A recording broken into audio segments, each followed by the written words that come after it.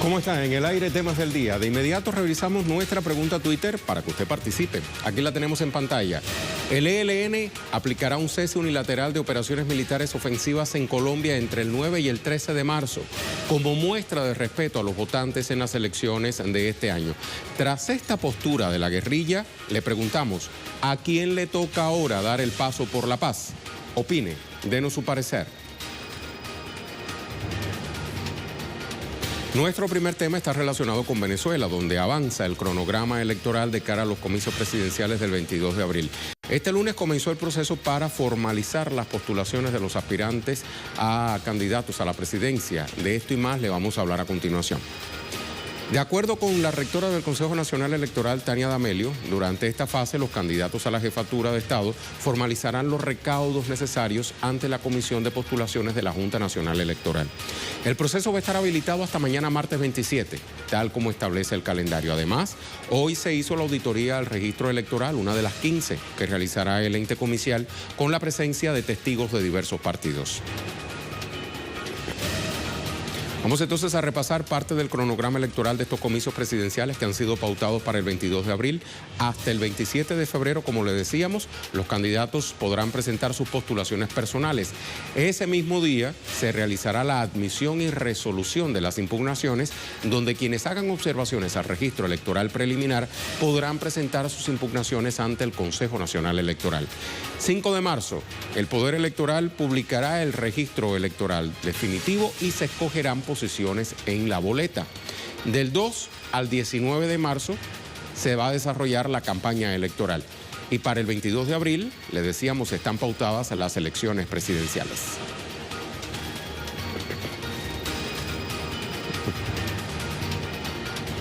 Nuestra corresponsal en Caracas, Esther Yáñez, nos cuenta sobre esto y mucho más. Adelante, Esther, ¿cómo estás? Sí, ¿qué tal, Rey? Muy buenas tardes. Jornada importante en Venezuela. Avanza el cronograma electoral en este país. Hoy lunes, mañana martes, 26-27 de febrero.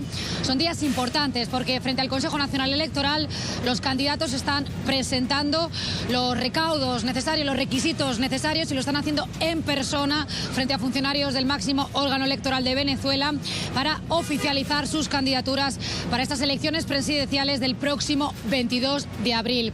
Hoy, durante la mañana, en la sede principal del CNE en Caracas, en la Plaza Diego Ibarra, hemos visto al candidato opositor Reinaldo Quijada del partido UPP 89. Se espera que durante las próximas horas lo hagan otros candidatos y ya serán el día de mañana, martes, durante primeras horas de la tarde, cuando lo haga el presidente Nicolás Maduro, que acudirá allí y presentará esos recaudos que previamente han tenido que hacerse a través de la página web del CNE.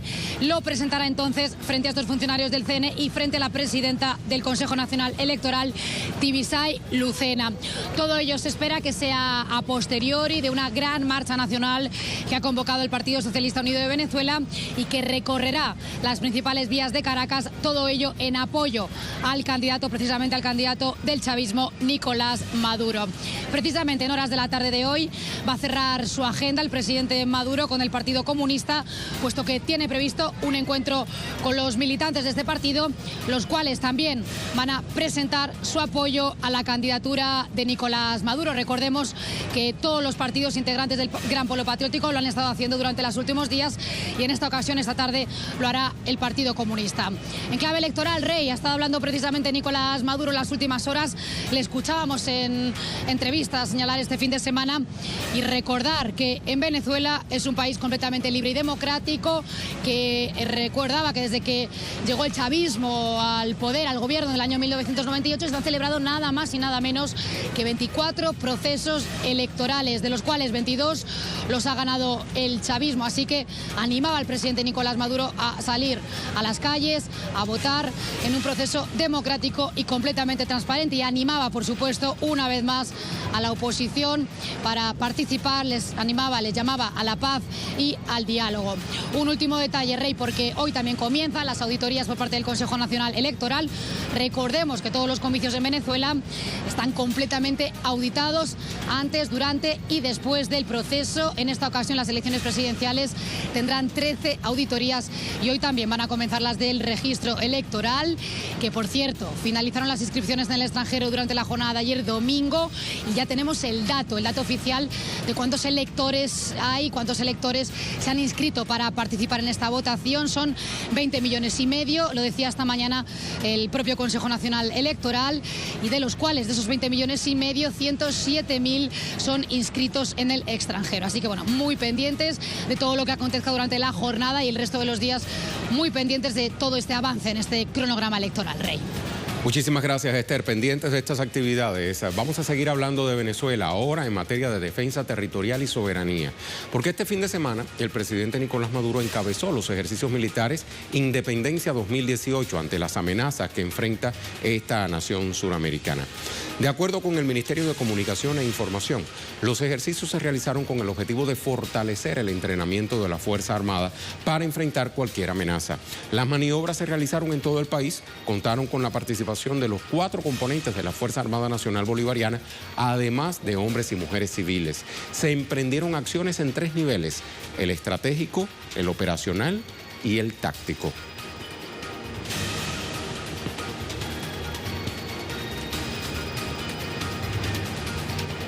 Cerramos momentáneamente el tema de Venezuela para presentarle nuestra pregunta del día.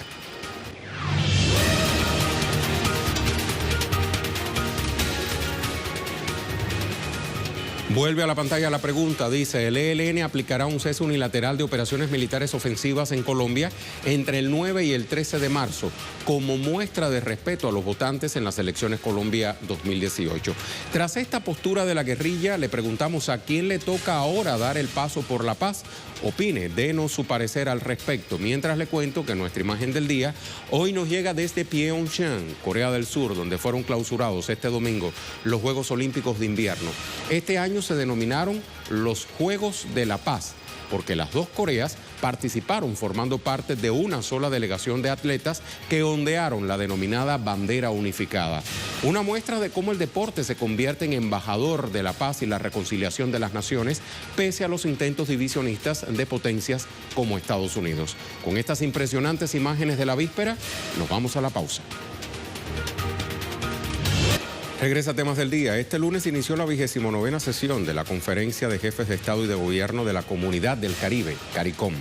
El escenario, Haití. De eso le vamos a hablar en nuestro segundo tema del día. El encuentro, que se extenderá hasta mañana y reúne a los 15 jefes de Estado y representantes de 3 países asociados, tiene como objetivo primordial la construcción de una comunidad más resiliente al clima, tras la devastadora temporada de huracanes 2017. La agenda incluye otros temas medulares para la región, como la economía, el turismo, la seguridad y el transporte. En este contexto, Venezuela entregó las invitaciones a países del Caribe para que acompañen el proceso electoral del próximo 22 de abril.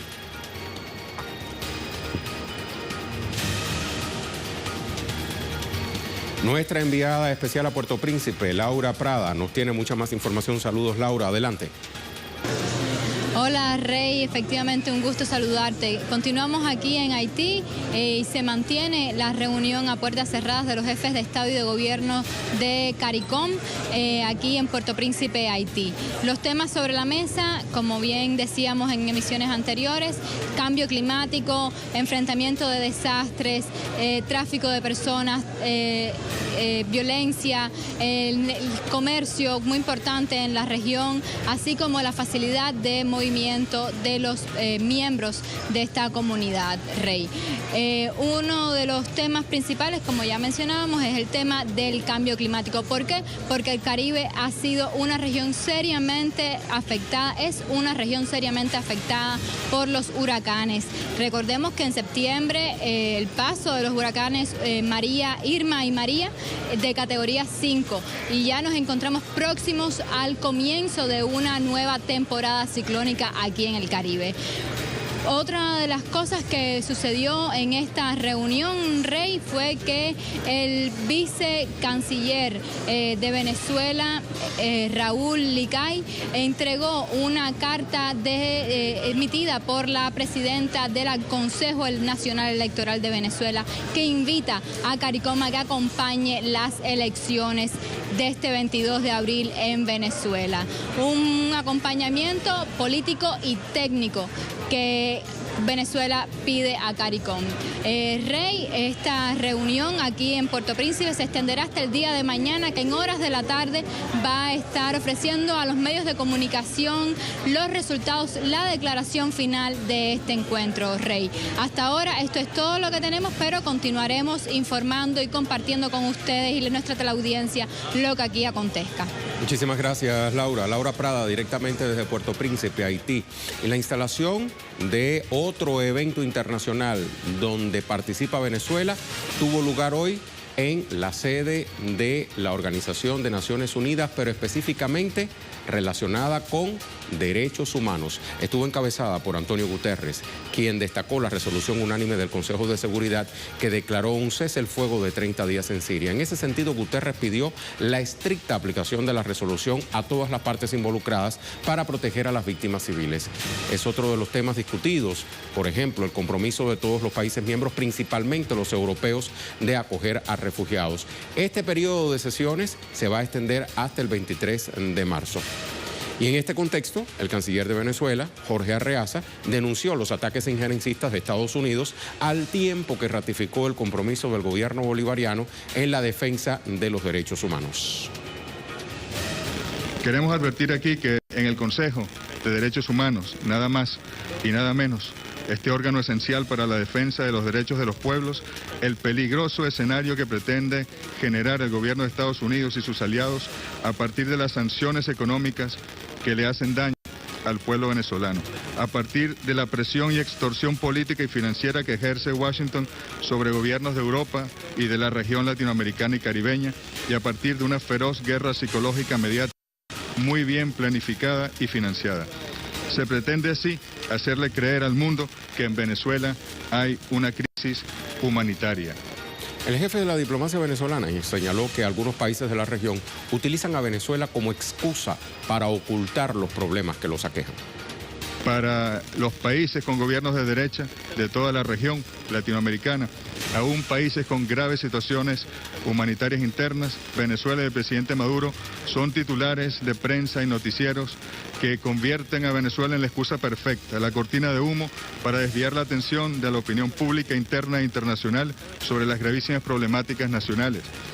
En algunos países, producción de drogas, conflictos armados, narcotráfico y violencia, corrupción, desempleo, fraude electoral, etcétera. Nuestro enviado especial a Ginebra, Suiza, Sergio Rodrigo, nos tiene más información. Saludos, Sergio, te escuchamos.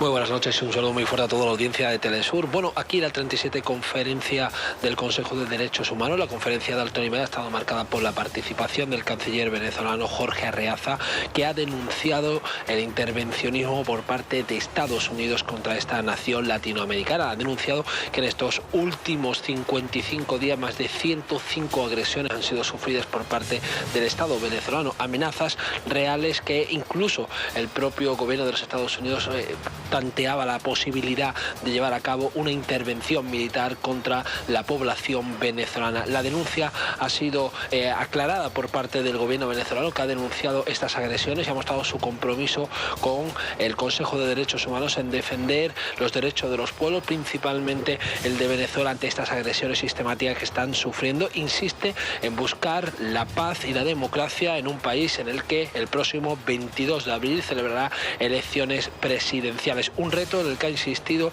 se debe aplicar y el que ha invitado también a organizaciones internacionales a que puedan conocer de primera mano este proceso electoral. La 37 conferencia del Consejo de Derechos Humanos se va a desarrollar los próximos días aquí en Ginebra, donde se va a debatir situaciones sobre, por ejemplo, la guerra en Siria, los derechos de los periodistas o incluso la situación de refugiado o las detenciones que se están viviendo, por ejemplo, a la joven Ahed Tamimi, la joven palestina que sigue detenida por las autoridades de Israel. De momento, hoy han participado también el alto comisionado de las Naciones Unidas para los Derechos Humanos y también el propio secretario general de las Naciones Unidas, Antonio Guterres, que ha insistido en que los derechos humanos no deben ser un lujo, sino un compromiso por parte de los Estados, en concreto de los 37 que conforman este Consejo de los Derechos Humanos. Muchas gracias, Sergio. Vamos entonces a presentarle otros temas que también son noticias durante esta jornada de lunes. Para eso consultamos las cuentas Twitter de nuestros corresponsales.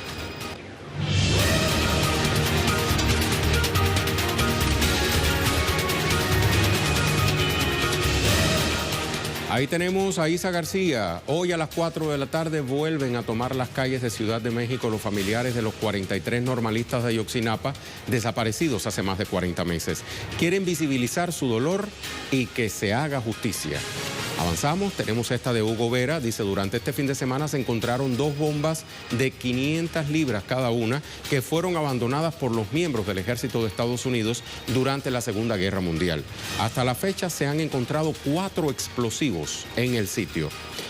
Freddy Morales en Bolivia, dice el vicepresidente Álvaro García, en inauguración de una moderna unidad educativa en el municipio de Vinto, Cochabamba, destacó que el presidente Evo Morales mantiene su compromiso de mejorar la vida de los más humildes, sobre todo de los niños. Vamos a ver qué nos dice Lorena Hoyos. Atención, porque este tuit está muy relacionado con nuestra pregunta Twitter. Ciudadanos esperan que el gesto del ELN de cesar las operaciones militares ofensivas para las elecciones al Congreso permita retomar las conversaciones de paz en Quito. Vamos a ver otra. Hicham Wanús. A pesar de la resolución 2401 aprobada por unanimidad en el Consejo de Seguridad de la ONU que establece una tregua en Siria, las fuerzas de Turquía continúan su agresión contra territorio sirio. Vamos a escuchar a Hicham. Buenas tardes. A pesar de la tregua establecida en Siria en función de la resolución del Consejo de Seguridad número 2401, aprobada el pasado sábado por unanimidad por todos los miembros del Consejo de Seguridad, Turquía continúa su agresión contra territorio sirio, aunque esta tregua debe regir en todo el territorio sirio y poner fin a todos los combates y los enfrentamientos en el país árabe. Sin embargo, Turquía afirmó que su operación va dirigida contra los terroristas, contra las fuerzas democráticas sirias o las unidades de protección popular que califica como terroristas, razón por la cual ha enviado refuerzos al territorio sirio. Las fuerzas especiales, una unidad de fuerzas especiales turcas de la policía turca también llegaron a la región de Afrin y se introdujeron en territorio sirio para continuar con las operaciones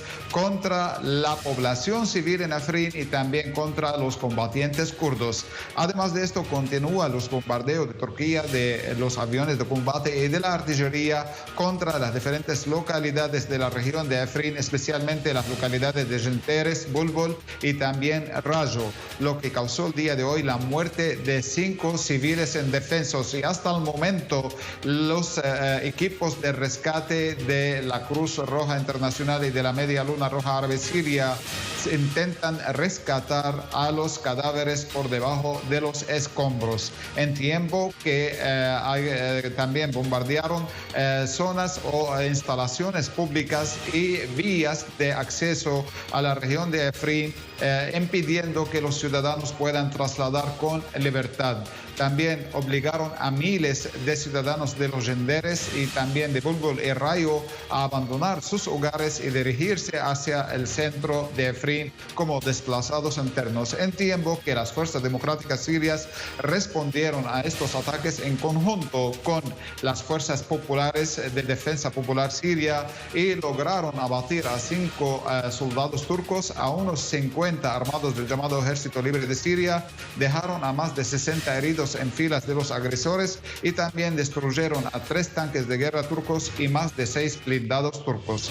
Esta es toda la información sobre la situación en Afrin. Volveremos con más noticias.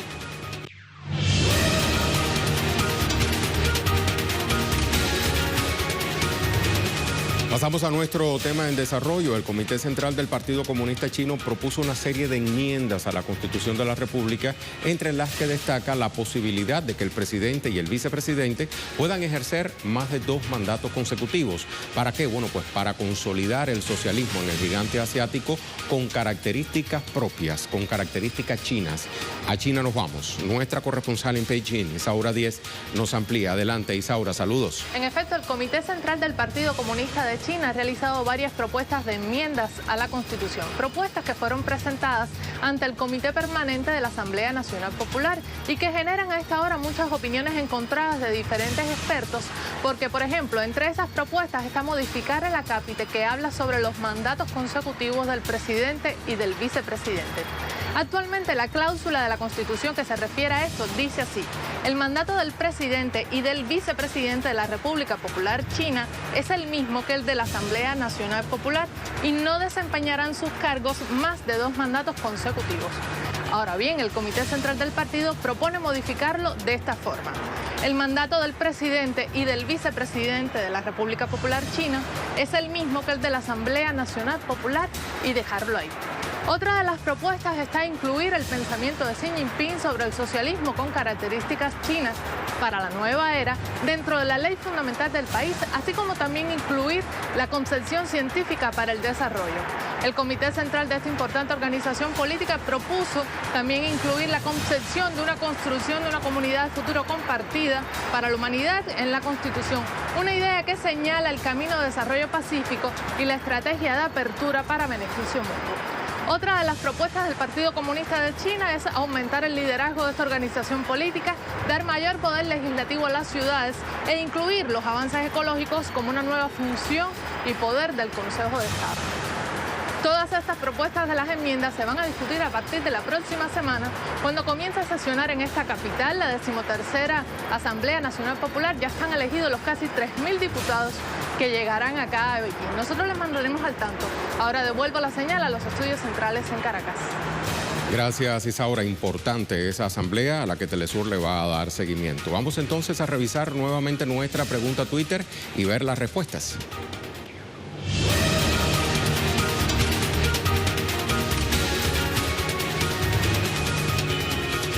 Ahí la tenemos. El ELN aplicará un cese unilateral de operaciones militares ofensivas en Colombia entre el 9 y el 13 de marzo como muestra de respeto a los votantes en las elecciones legislativas. Tras esta postura de la guerrilla, ¿a quién le toca ahora dar el paso por la paz? Opine.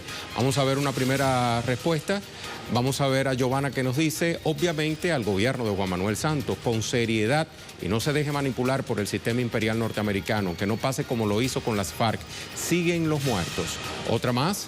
David Grau, que nos dice, luego de esta muestra de querer buscar la paz, ahora el gobierno de Santos debe dar ese importante paso hacia la paz y garantizar que los acuerdos se cumplan. Por último, Z dice, al narcogobierno de Santos le toca dar el paso, ojalá pueda por este periodo al menos respetar la paz y la vida de los que apuestan por la paz en ese país. Muchísimas gracias a nuestros seguidores por responder la pregunta a Twitter de hoy. Le vamos a dejar con el video web del día, producciones audiovisuales, que puede conseguir compiladas en la cuenta en Facebook de Telesur. Hoy nos vamos a trasladar a Guatemala, al lago Atitlán, un atractivo turístico que está en peligro por los desechos que en él se vierten. Con este llamado a cuidar esta maravilla, natural, vamos a despedir por hoy Temas del Día.